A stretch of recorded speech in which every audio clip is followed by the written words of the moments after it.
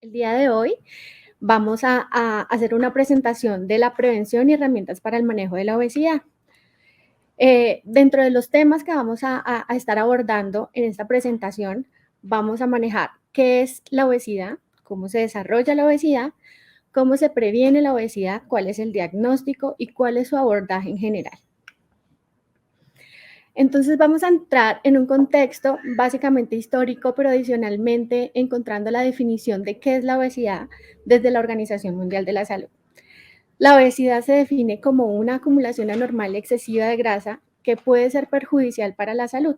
Hablamos desde que de los años 1970 se viene gestionando y evaluando que si esto hace parte de una enfermedad. Hasta los años 2013 más o menos se consolida esta condición, esta característica de obesidad como una enfermedad en general.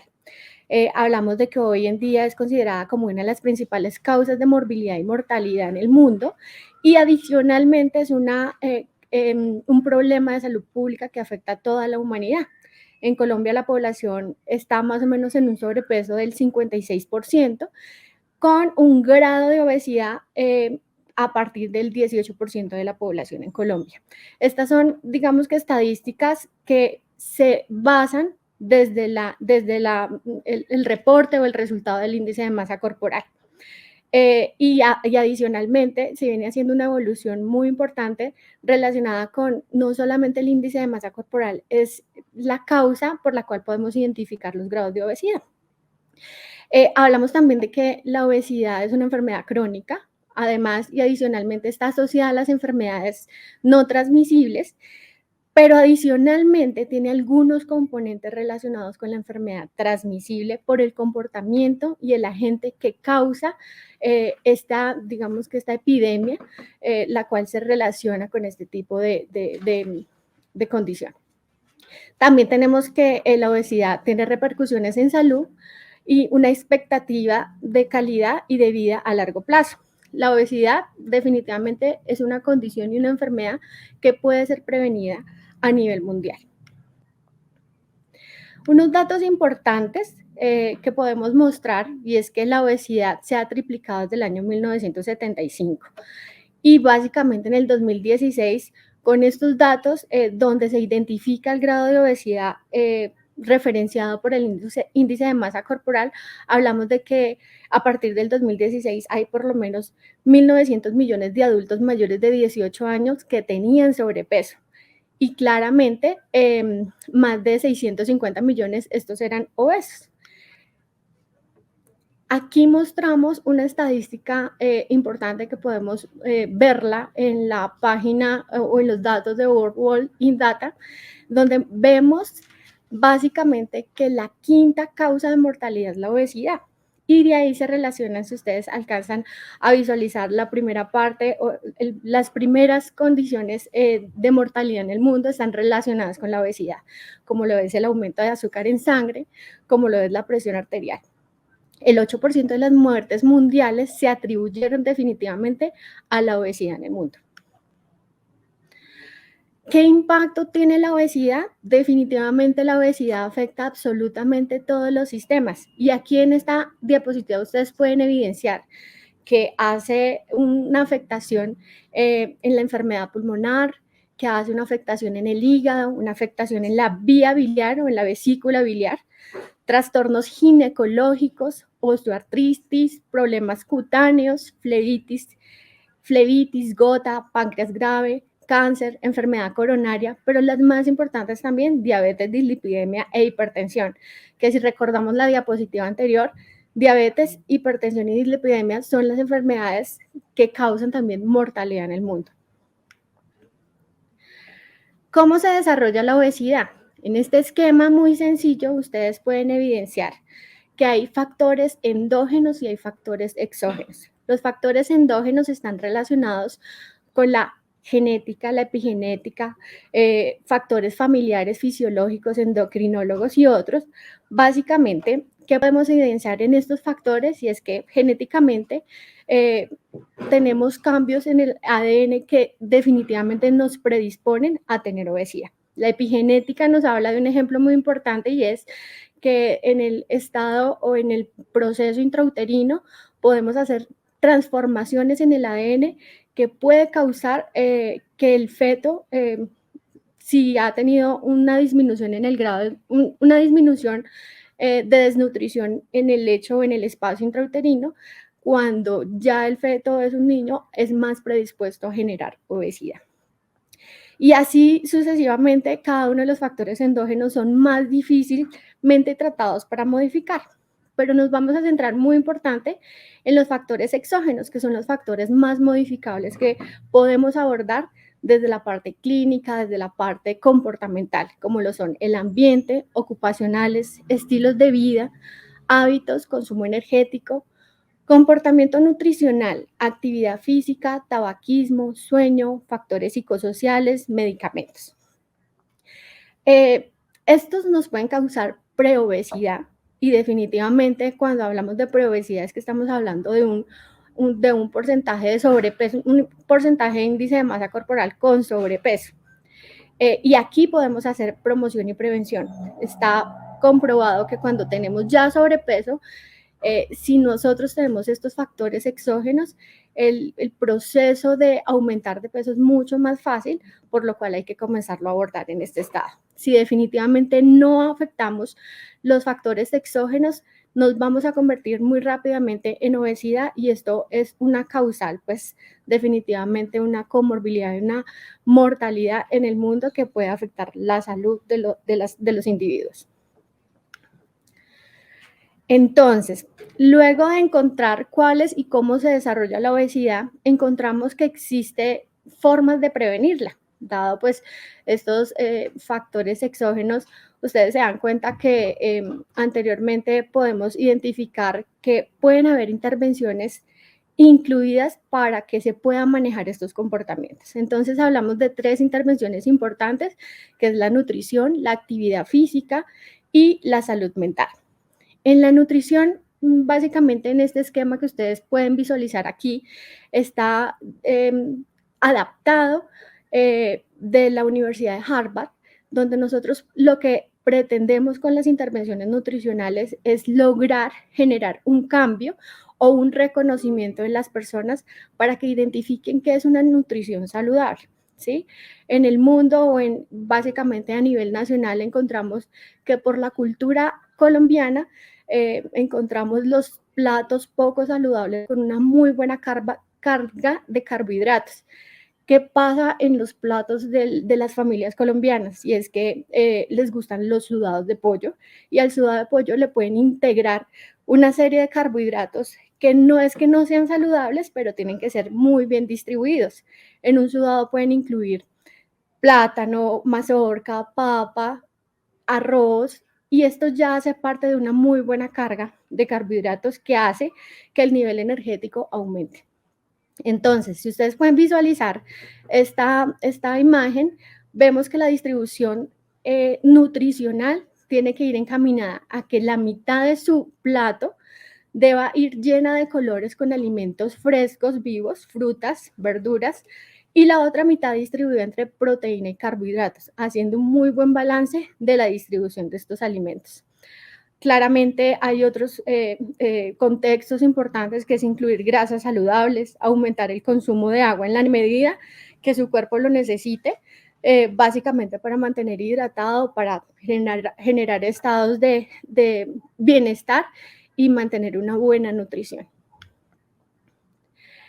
Intervenciones en actividad física, ustedes pueden ver esta pirámide y esta pirámide básicamente enseña a las personas a cómo debe ser esa distribución en el movimiento durante el día o durante las semanas. Entonces, ustedes pueden ver que la parte del sedentarismo es un triángulo muy pequeño que habla de que debería ser muy ocasionalmente, que nuestro sedentarismo no podría superar entre 30 minutos y 1 hora, básicamente porque los estados sedentarios hacen que generen factores de riesgo. Entonces, ocasionalmente deberíamos estar con cortos periodos de tiempo mirando televisión, haciendo videojuegos, mirando el celular, que estos son algunos elementos que nos ayudan a tener quietud. Seguimos con un ejercicio muscular y la idea es incentivar el aumento del levantamiento de pesas, flexiones y musculación o hacer algún tipo de esfuerzo físico que nos ayude a generar alguna fuerza dentro de nuestro músculo. Esto se puede hacer de 2 a 3 veces por semana, pero es una medida de implementación que puede ayudar a disminuir estos grados de obesidad. Ejercicio aeróbico y actividad física son dos elementos que no pueden faltar durante el día. Entonces, si hago una caminata vigorosa, si decido bailar, si decido practicar algún deporte, esto nos va a ayudar a ir implementando ese tipo de actividad física. Y la actividad física diaria son todos los movimientos que hacemos en la rutina diaria. Esto básicamente no puede perderse, es subir las escaleras, bajar las escaleras, aprovechar esos espacios de movimiento que pueden aportar en la disminución de nuestro sedentarismo. Entonces, si ustedes ven esta gráfica, pueden visualizar que esta es la forma en la cual nosotros debemos incrementar el tipo de actividad y hace parte de la prevención de la obesidad. Otra intervención importante es la salud mental. Entonces, si ustedes ven acá, la higiene de sueño y la cesación tabáquica, como lo vimos en los factores exógenos, hacen parte de un proceso importante que hay que efectuar. Se habla de que cuando no tenemos un buen ciclo circadiano y definitivamente las personas que tienden a trabajar en las noches o que no duermen, aumentan su consumo energético, o sea, su consumo de alimentos. Y básicamente los alimentos no son alimentos que nutren el sistema, sino más ligado a los carbohidratos. Entonces, esto hace que no haya una buena salud en la higiene de sueño. La cesación tabáquica está relacionada básicamente con que el paciente obeso aumenta su tejido graso en la faringe y si comenzamos y adicionamos el consumo de tabaco, esto va a generar punzajos, esto se llama apnea de sueño, perdón. Básicamente son factores de riesgo muy importantes. Entonces, ¿qué es lo que se presenta qué es lo que se pretende en las intervenciones de salud mental? Básicamente es tener un esquema de identificación. Entonces, lo que hace la salud mental es generar conciencia de qué yo incluyo en mi alimentación, qué yo incluyo en mi actividad física. Definitivamente yo quedo en quietud o en reposo 2 horas nomás durante el día, o definitivamente son más sedentarios mis tiempos durante el día, como 5 o 6 horas, y esto puede generar un factor de riesgo. Entonces, lo importante es hacer una identificación, una conciencia del problema que estoy teniendo. La contemplación es considerar cambios en los siguientes 6 meses. Entonces, básicamente es generar, ¿qué me puede a mí ayudar a generar este tipo de cambios? Preparación, ¿qué voy a conseguir para generar este tipo de cambio? Y proceder a la acción. Entonces, si ya compré una máquina para hacer algún tipo de actividad, si ya logré tener algún tipo de elementos que me pueden ayudar a la actividad física, esto me va a ayudar a definitivamente tomar la acción. Y lo más demorado o lo más difícil es tener este mantenimiento, continuar con los cambios favorables sin recaídas.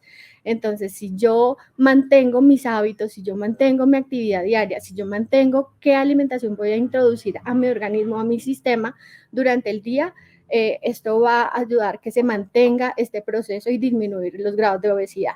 Pero si hay recaída, debemos volver a reconocer y a reconsiderar cómo identifico el problema. Yo les voy a estar hablando un poquito sobre el diagnóstico, cómo se diagnostica correctamente la obesidad, y para eso vamos a retomar las palabras de la jefe Catarina. La obesidad no se define exceso de peso. Eso es un entendimiento un poquito erróneo de esta enfermedad. Es un exceso de grasa corporal, como bien lo decía la jefe. Y acá les muestro varias tablas que usamos nosotros en el día a día para poder definir ese grado de adiposidad. La verdadera enfermedad detrás de la obesidad se denomina adiposopatía. Todos conocemos las tablas de índice de masa corporal, todos conocemos cómo son los puntos de corte, sabemos que por encima de 25 hablamos de sobrepeso, por encima de 30 obesidad grado 1, 2 y 3 subsecuente. Aquí yo les presento en esta tabla un poquito más sobre cómo hablamos de composición corporal tanto en mujeres como en hombres. Esto es con un examen puntual que se llama densitometría. Y aquí hablamos un poquito más de antropometría. Esto es una ecuación que desarrollaron en Estados Unidos en la parte de la Armada y el Ejército y lograron definir puntos de corte para la obesidad por edades y por sexo. ¿Qué es importante entender del punto diagnóstico de la obesidad? Olvidarnos más allá del nombre sobrepeso y obesidad y empezar a hablar en la atención de estos pacientes del concepto de preobesidad y obesidad, que es lo que realmente implica pues, la adiposopatía. Acá les muestro esta gráfica que ilustra un poquito más lo que les estoy hablando. Vamos a ver que en un mismo índice de masa corporal tenemos desde el paciente que está con abundante masa muscular o el físico-culturista hasta el paciente propiamente obeso con muy poca masa muscular. Este eje nos mide la cantidad de tejido graso y el eje de X nos mide la cantidad de tejido magro. Y vamos a ver cómo pacientes con el mismo peso tienen diferente composición corporal y distribución de su masa en el cuerpo. Y es lo que verdaderamente responde a lo que llamamos adiposopatía. Entonces, fíjense, igual índice de masa corporal, diferente composición corporal, y es parte del mensaje que de mi lado quiero que se lleven, ahondando un poquito en la definición que nos explicó la jefe Catalina. ¿Cómo abordamos la obesidad?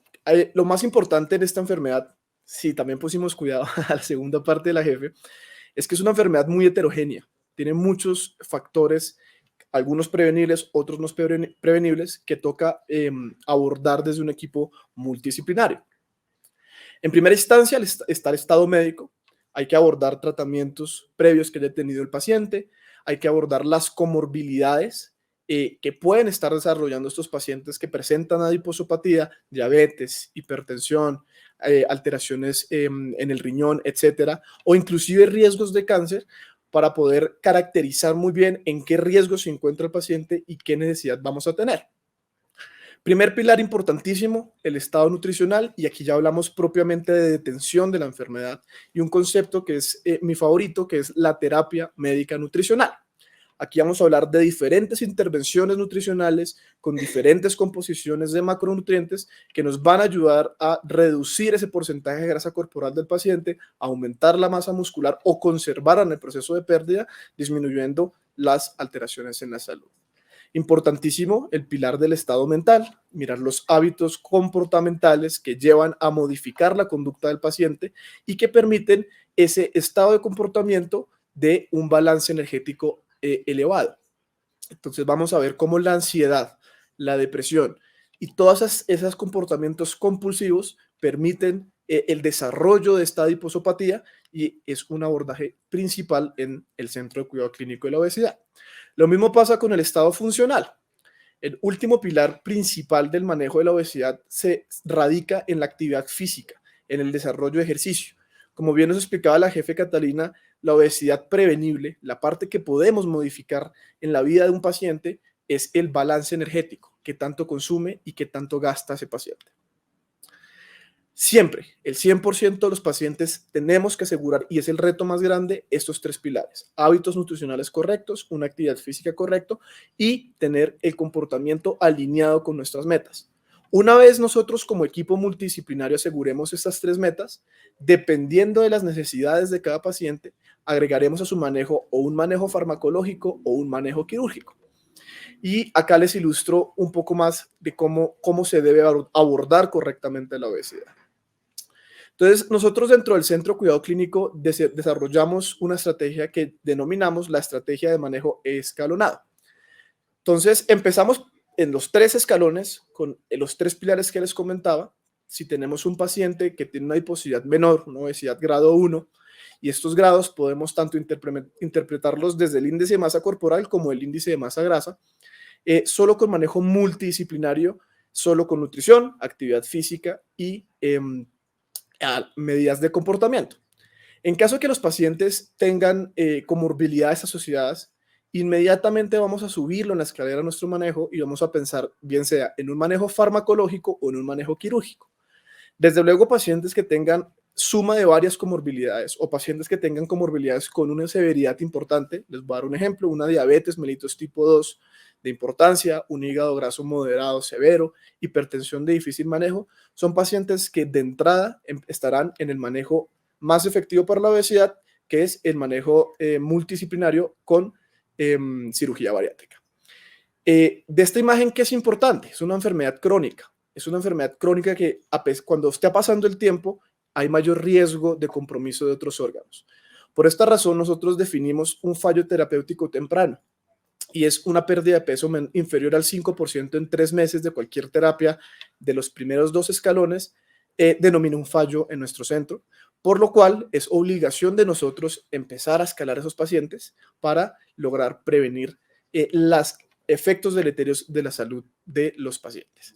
Con este manejo, lo que nosotros vamos a garantizar es que los pacientes tengan un manejo oportuno en la obesidad y no estén, como la mayoría de nuestros pacientes, que nos llegan 3 años, 4 años con manejos de medicamentos mal indicados, sin enderezar los procesos nutricionales, sin enderezar los procesos de actividad física y ya llegan con un fallo terapéutico. Y está demostrado que el estar rebotando en el peso tiene mayor riesgo cardiovascular que estar constante en una obesidad, sea muy grande o muy pequeña. Bueno, muchas gracias.